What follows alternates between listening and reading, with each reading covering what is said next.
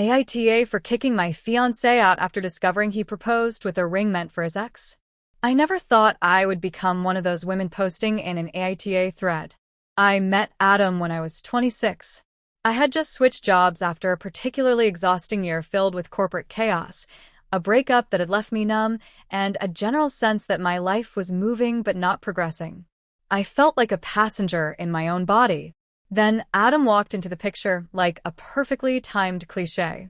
He was charming without being smarmy, funny without trying too hard, and genuinely interested in me in a way I hadn't felt in years. He worked in software development, nothing glamorous but something that paid well and gave him enough free time to have hobbies and a stable life. He was the kind of guy who brought flowers on Tuesdays because it's a Tuesday, who remembered the smallest things I said, who held doors open even when his hands were full. He wasn't perfect, but he felt safe. For the first 6 months, it was bliss. We fell into something comfortable but exciting, steady but passionate. We traveled a little, hosted dinners together, talked about kids in the distant future. My friends loved him. My family adored him. Then his ex, Claire, entered the picture. The first time he mentioned her, we were already about 9 months into dating. We were cooking dinner. He laughed, told me he'd never dated someone who could cook, and then, almost casually added, "Well, unless you count Claire, but she always cooked with too much garlic." He said her name as if it were nothing. I didn't think much of it at the time. Everyone has exes. Everyone has history. But slowly, Claire went from a simple name to a recurring shadow. It wasn't that he talked about her constantly. It was worse than that. He talked about her in tiny, subtle ways. Too subtle to confront directly, without sounding insecure. A restaurant he didn't want to go to because he used to go there with someone. A city he wasn't interested in visiting again because too many memories.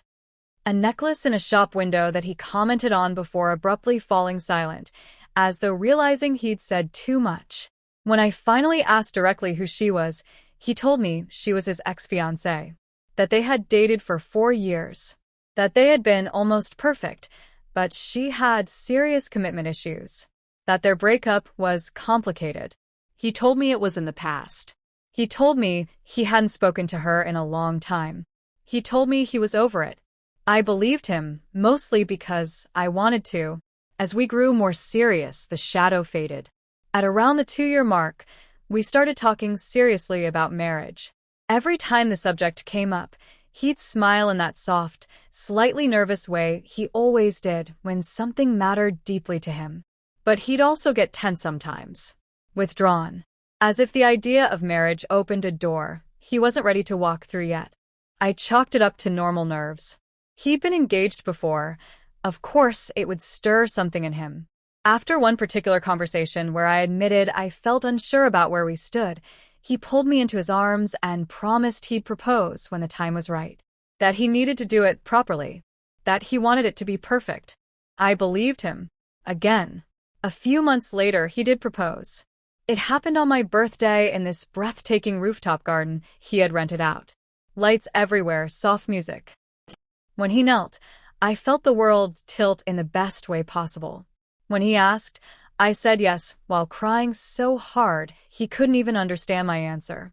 The ring was beautiful, gold with a teardrop diamond and tiny accent stones that sparkled in the warm lights. Not the most expensive thing in the world, but well chosen. Vintage. Delicate. Something that felt like it belonged to a person with a soft soul. When I asked him how he picked it out, he smiled and said a jeweler helped him. Said he saw it and instantly thought of me. It felt perfect. For a month. Then everything shattered. It started with something stupidly small, a phone call. I was home alone one evening, cleaning our bedroom. His phone buzzed on the nightstand. Normally I never touched it, boundaries and all, but the screen lit up with a contact name that made my stomach drop. Claire. The name had a sickening familiarity to it. And she was calling him. At 10:17 p.m. On a Wednesday. I froze. Let it ring. Then it rang again. And again. I didn't answer. But I do know that something inside me twisted so violently, I had to sit down. I told myself not to jump to conclusions. But 3 calls in a row? I put his phone back exactly how it had been. walked out of the room, and tried to breathe through the shaking in my hands. When he got home, he didn't mention a thing. He didn't act like someone who had gotten 3 missed calls. He didn't act like anything was wrong. He kissed me, made dinner, talked about his day, smiled, laughed. I didn't sleep that night. The next day, the phone call still gnawed at me. I felt guilty even thinking about going through his things. But something didn't feel right. Over the next week, I noticed things I had never really paid attention to before. A box in the back of the closet labeled Old Files. A folder on his computer locked behind a password. On the day everything blew up, he was at work. I was at home because I had called in sick, not physically sick, but emotionally burned out from paranoia. Anxiety is a sickness of its own. I started cleaning again, hoping the motion would calm me. That's when I noticed the small wooden keepsake box tucked behind his suits. I had never seen it before. It didn't fit the aesthetic of anything in the closet. It looked older than everything else in there, sturdy, polished, almost antique. When I opened the box, the first thing I saw was a folded letter. Handwritten, delicate, in looping feminine cursive. The paper looked aged, slightly crinkled at the edges. It was signed, Claire. I didn't read it. Not yet. Not because I didn't want it, but because beneath the letter, nestled into the velvet lining of the box, was a ring box. A ring box that looked suspiciously familiar. My heart lodged in my throat. I reached for it, even though part of me was screaming not to. It clicked open easily. Inside was a ring. My ring. Exactly the same shape. Same stone. Same design. Same carved detailing on the band. The only difference was that this one looked slightly more worn, as if it had been handled more. As if it had been chosen earlier. I stared at it for a long time. My ring wasn't mine. It had been hers. That realization punched through me so forcefully I had to sit down on the floor, ring box open in front of me. My mind raced, trying to find any explanation that wasn't the most obvious one. Maybe he bought the same design twice. Maybe he had kept it as a symbol of closure. Maybe it meant nothing. But then I found the receipt tucked beneath the ring. Dated 4 years ago. 2 months before he proposed to her. I sat there on the closet floor, holding the proof that the ring he proposed to me with wasn't just similar to hers. It was hers. Maybe not physically the same ring. I still wasn't sure which one was which. But the design, the intention, the meaning all recycled. I knew I needed more answers, so finally, with trembling fingers, I unfolded the letter. The first few lines shattered whatever was left of my heart. I'm sorry I can't marry you. I love you, but I'm not ready. Please don't hate me. Maybe in another life, things would have been different. I hope you find someone who loves you better than I can right now. It was a breakup letter. And he kept it. Not just as a memento, but in a special box, protected, preserved along with the ring he bought for her. The same style of ring he slipped onto my finger. When I reached the last line, my hands were shaking so violently, I nearly tore the paper. You deserve someone who will say yes. Something inside me broke, cleanly. When he stepped into the apartment, he smiled automatically until he saw my face. Until he saw the box on the table. His entire expression changed. He went pale. Then still. Then cautious. Babe, he said slowly. I can explain. I didn't say anything. I let the silence do the work. Where did you find that? He asked, voice low. In your closet, I said. He swallowed. You went through my things? I was cleaning, I said. It wasn't hidden well. It was in a box behind my suits. How? Adam, I interrupted. This isn't about where it was. It's about what it is. His mouth opened. Closed. He looked down at the table at the ring box sitting with the lid still open. Okay, he said, exhaling. Okay, let's talk. I kept it because I wasn't ready to throw it away, he said, the words rushed defensive. That's all. It was a big part of my life. And the ring? I asked quietly. His jaw tightened. That's not the same ring I gave you. It's the same design, I said. Same everything. It's not the same ring, he repeated, louder this time. I would never give you a ring I gave to someone else. But you bought the same ring twice. I took a step closer. You proposed to me with a ring that was supposed to be hers. He hesitated, and the hesitation was damning. I liked the design, he finally said. It's timeless, okay? I thought it was beautiful. The jeweler had the template saved, so. Adam. I cut in. Stop. He looked at me then. Really looked at me. And the panic I expected wasn't there. What I saw instead was exhaustion. Like he had been holding something in for far too long. What do you want me to say? He whispered. That I chose the same ring because I loved how it looked? That when I saw it again, it reminded me of things. Things, I repeated. Or her. He flinched. A small movement, but enough to confirm everything. I picked up the letter, held it out between us like a weapon. Why did you keep this? His eyes flicked to the paper, then away. Because I wasn't ready to throw it out, he said again, but quieter. You weren't ready 2 years into our relationship? I asked. After you proposed to me? Silence. Say something. He ran both hands through his hair. I don't know what you want me to say. It wasn't about still loving her, it was… But you did still love her, I said. He froze. The room went still, the air suddenly heavier. You kept her letter, I continued. You kept her ring. You avoided places you used to go with her. You got distant when we talked about marriage. And when you proposed to me, you used the same design. Don't you dare pretend this was all random. His voice cracked when he spoke. It wasn't supposed to matter anymore.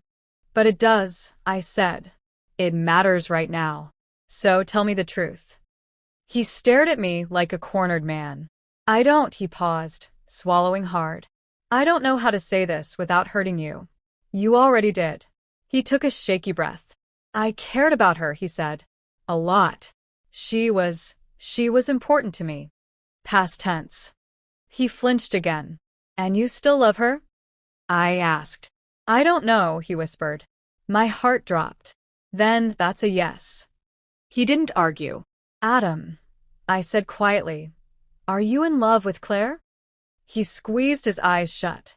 Not like I love you, he said instantly. That's not answering the question. He opened his eyes, and the agony in them was unmistakable. I don't know, he snapped, the words torn out of him. I don't know, okay? She left. She broke me.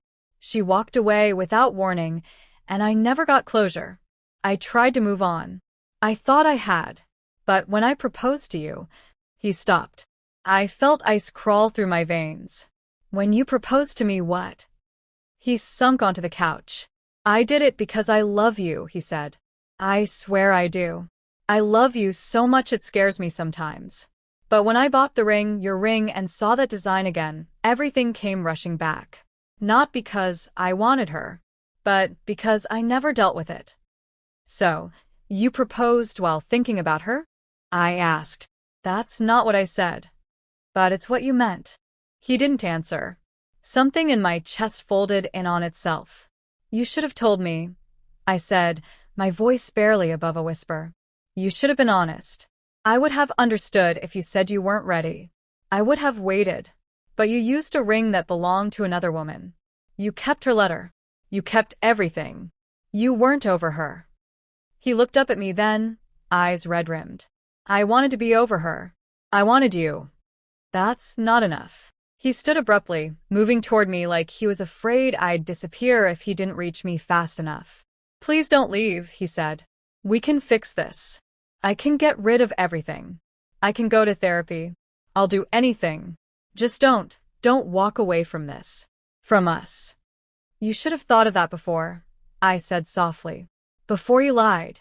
Before you let me believe this ring meant something it didn't. Before you let me build a future with someone who never fully chose me. I did choose you, he said desperately. I chose you every day. At the same time you held on to someone else. That's not fair. It's the truth. He stopped talking. There was nothing left to argue. I walked past him, into our bedroom. He followed, but didn't touch me. Didn't try to stop me. Maybe he knew better than to grab the arm of a person whose heart you just broke open. I pulled out my suitcase from under the bed. Please, he whispered behind me. Please don't do this. I didn't answer. I packed silently, clothes first, then toiletries, then the small things I had accumulated over the years. He stood in the doorway watching me, his breathing ragged. "Talk to me," he begged. "We can figure this out. We always figure things out." "You can't fix this," I said, zipping the suitcase closed. "This isn't a fight. This isn't miscommunication. This is a fundamental truth about you. That I love you," he said, voice cracking, "and that you never stopped loving her." He made a broken sound, something between a sob and a gasp. At the front door, I paused. Not because I doubted leaving, because I needed to breathe, to gather the final ounce of strength required to walk away from the man I thought I'd marry. He spoke one more time. "If you walk out that door," he whispered, "we're done." I turned slowly. "We were done," I said, "the moment you chose to love someone else with the part of you that should have been mine." He didn't answer. I opened the door, stepped through, and for the first time since I'd met him, he didn't follow. Update. When I walked out of Adam's apartment that night, suitcase dragging behind me, I didn't have a plan, just a desperate need to be anywhere that wasn't suffocating with the remnants of a relationship that had been rotting from the inside long before I ever saw the ring. My aunt lived only a couple of blocks away.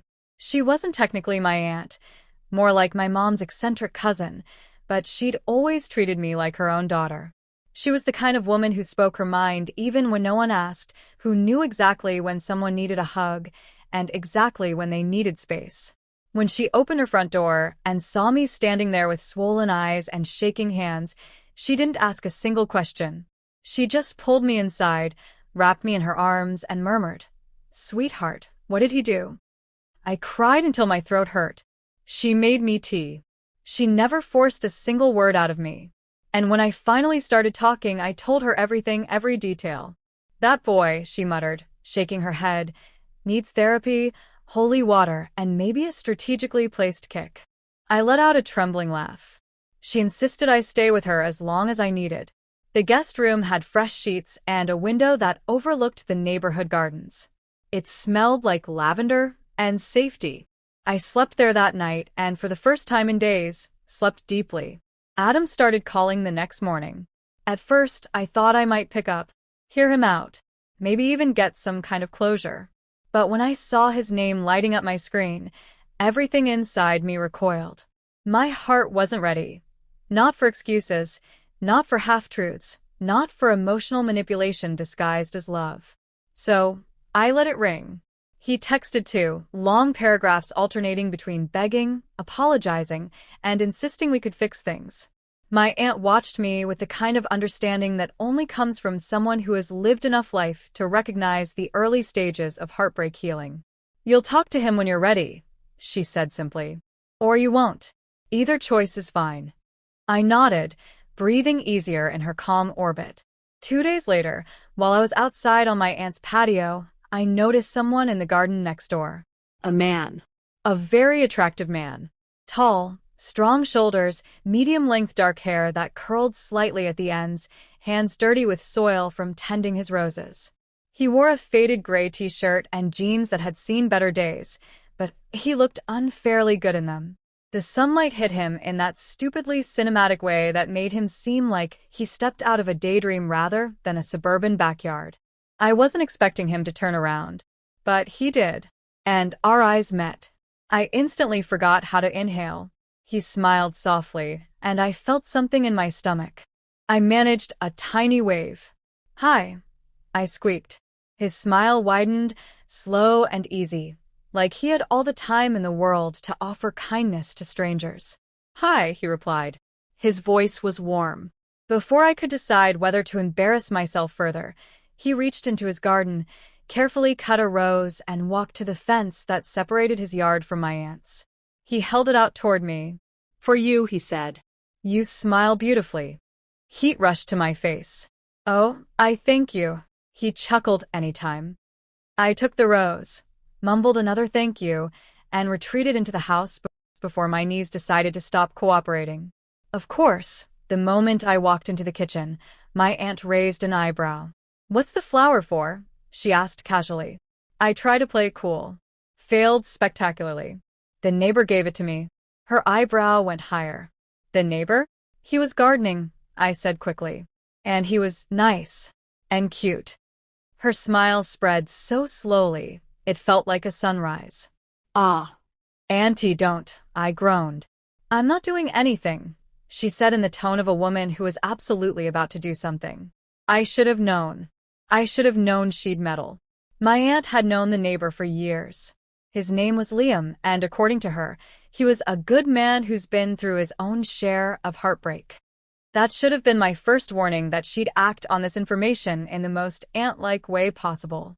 But I didn't know. Not until the next morning, when I stepped outside and found him already there, watering his plants. Morning, he said, giving me the same warm smile that had made my heart stumble the day before. Morning, I said. He leaned lightly on the fence. So, your aunt tells me you think I'm cute. I nearly died on the spot. She what? Oh my God. He laughed. I'm glad she told me, he said, voice softening.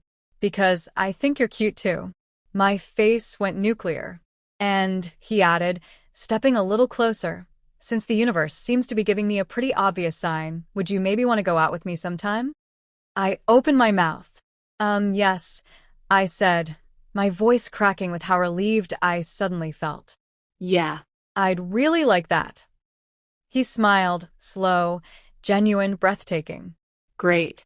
I'll pick you up tonight? Tonight is good, I said, trying not to squeal.